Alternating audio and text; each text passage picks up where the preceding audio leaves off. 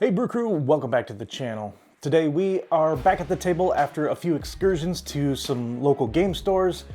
I do plan on doing some more of those in the near future, so if you know of a great game store in the West Michigan area, please let me know. I'd love to pay them a visit. But today I want to talk about something a little spicier. Not my favorite mechanisms, not the things that I love, but the things that make me look at a game and go, I'm good. These are my top 6 board game turnoffs.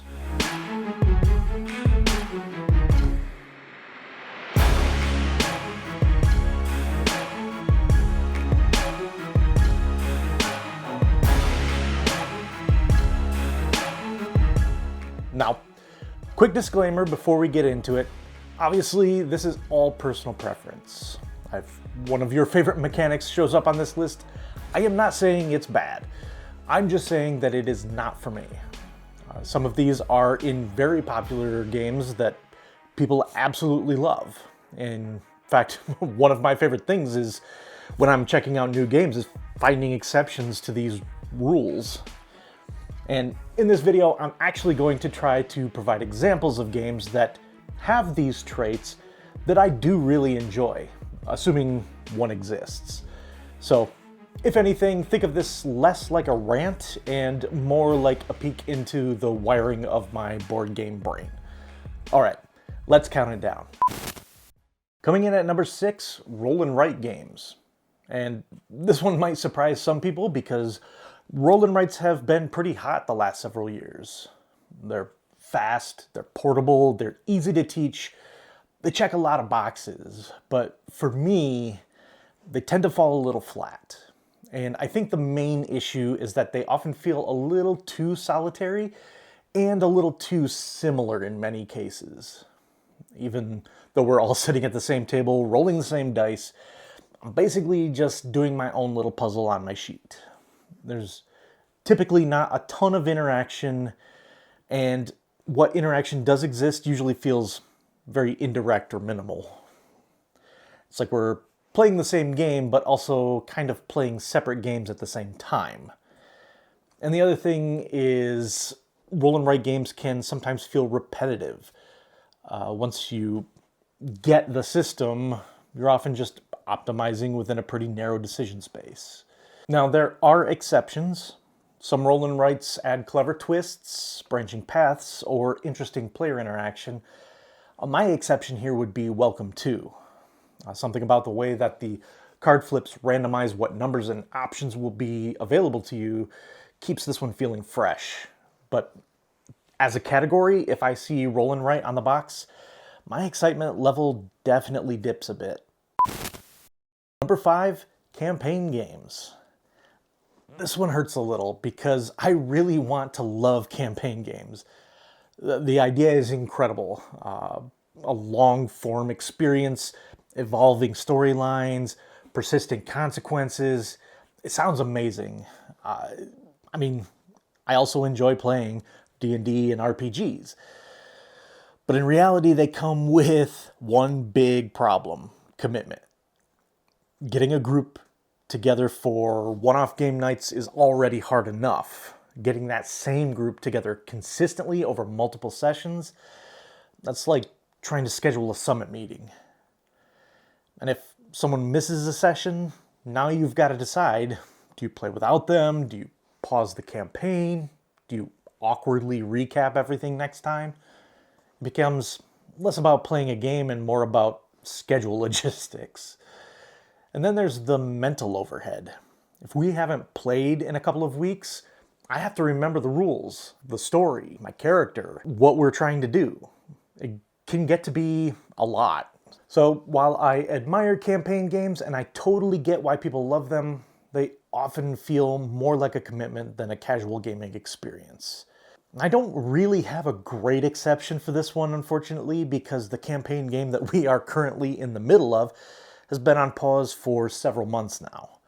And it probably won't be getting any better with summer coming up. But I will say that I am still really enjoying our playthrough of Oathsworn. The story is fantastic and the combat is really interesting. So it's kept me pretty engaged so far. But most nights, I'm just looking to play something and have a good time, not sign up for a multi-week obligation. Number 4 is limited communication.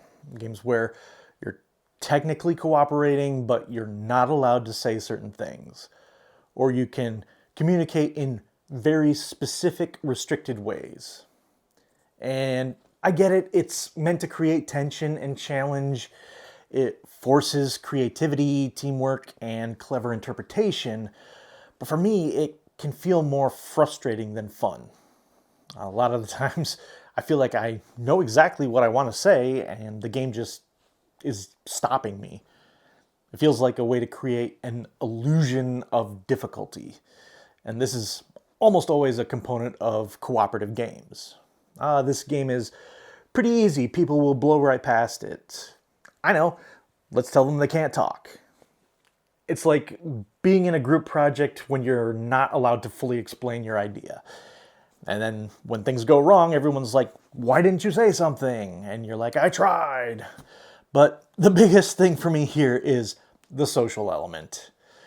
Board games, for me, are about interaction. Talking, joking, reacting. And when a game puts a cap on communication, it can dampen that energy. Now, I will say, when it works, it really works. Some limited communication games create incredible moments. This may be the category that I have the most exceptions to. I love The Crew and The Gang. And in fact, lately I've really been enjoying playing Bomb Busters.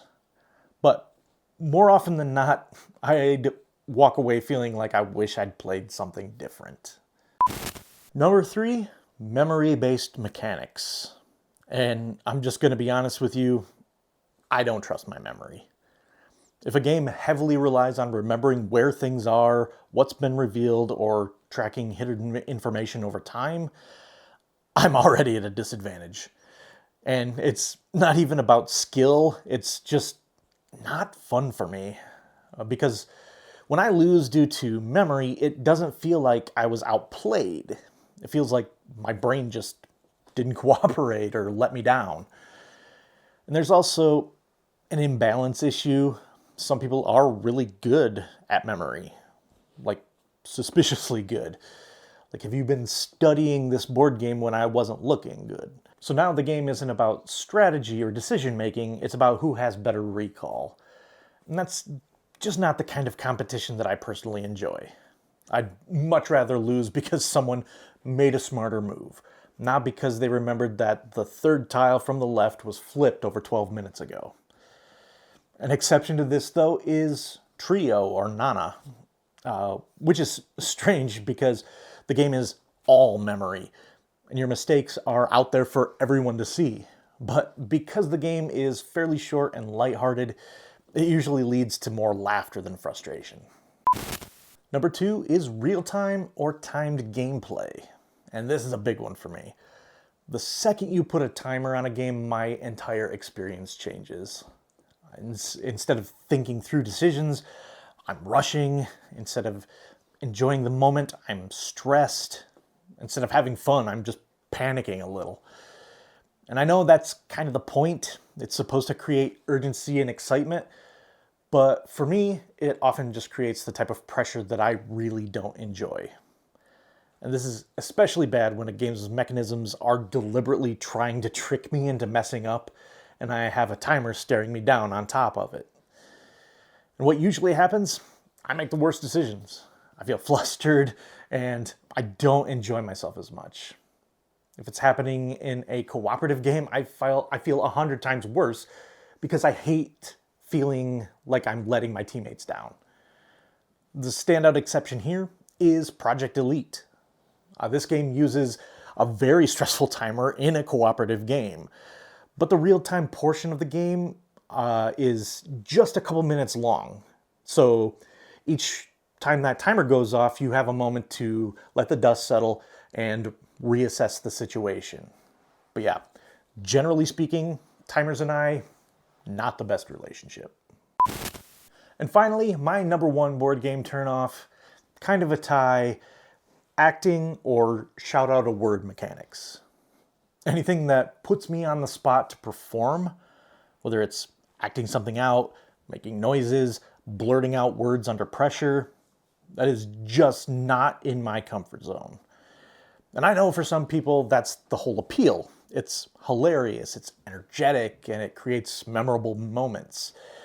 But for me, it feels like the game just turned into improv night and I did not prepare a set. I have a pretty extreme social anxiety, and there's a level of vulnerability there that I don't always want in a game setting, especially if I'm playing with people I don't know super well. And even when I do know the group, it still feels a little awkward. Like I'd rather engage with the game strategically or socially, not performatively. Also, these mechanics tend to favor a certain personality type. If you are outgoing and quick thinking, you'll thrive. If you're more reserved, you might just be counting the seconds until your turn is over. All that being said, Time's Up breaks multiple rules for me. It's a timed game that requires you to act out or make noises or other ways of getting your teammate to guess what you're trying to convey. Because of the way the rounds evolve, though, you have an opportunity to set up a meta, and that's what I actually end up really enjoying. And not only does it take some of the pressure off, it provides plenty of laughs on everyone's turn. Sure, there's still plenty of laughter at my expense, but for some reason in this game, I'm laughing just as much as everyone else. But yeah, if a game says, all right, now stand up and act this out, I am probably looking for the nearest exit. So there you have it, my top 6 board game turnoffs. Again, this isn't me saying these mechanics are bad. Clearly, they work for a lot of people. They just don't click with me. And that's part of what makes this hobby so great. There is something out there for everyone. Now, I want to hear from you. What are your board game turnoffs? What mechanics make you hesitate when you see them on a box? And do you have any exceptions? Drop them in the comments and let me know. I am very interested to hear about everyone's gaming tastes and what normally sends you packing. And while you're there, make sure to like, subscribe, and hype the video to help us get found by more gamers. As always, thanks for hanging out at the table with me, and until next time, let's get another round for the table.